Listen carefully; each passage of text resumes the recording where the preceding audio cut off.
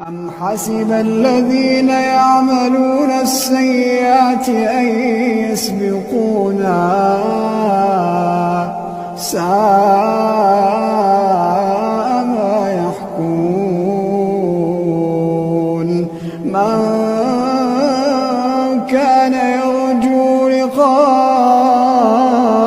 الله فإن أجل الله لآت وهو السميع العليم.